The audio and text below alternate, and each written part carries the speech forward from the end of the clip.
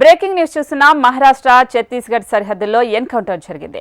గడ్చిరోలిలో భద్రతా బలగాలు మావోయిస్టుల మధ్య ఎదురు కాల్పులు చోటు చేసుకున్నాయి. ఈ కాల్పుల్లో 4 మావోయిస్టులు హతమయ్యారు. మృతుల్లో 2 మహిళా మావోయిస్టులు ఉన్నట్లు తెలుస్తోంది.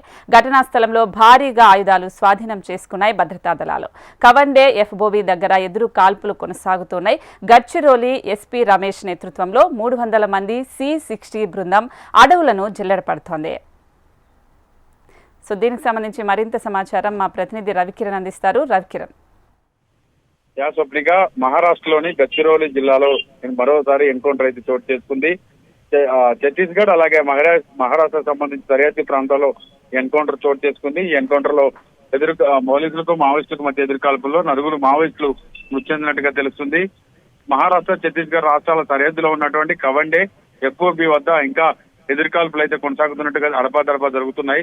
గడ్చిరోలి ఎస్పీ రమేష్ నేతృత్వంలో 300 మంది C-60 బృందం అడవులను జల్లెడపడుతుంది. ఇప్పటికే 4 మావోయిస్టులు మృతి చెందగా వారి డెడ్ బాడీలను కూడా పోలీసులు స్వాధీనం చేసుకున్నారు.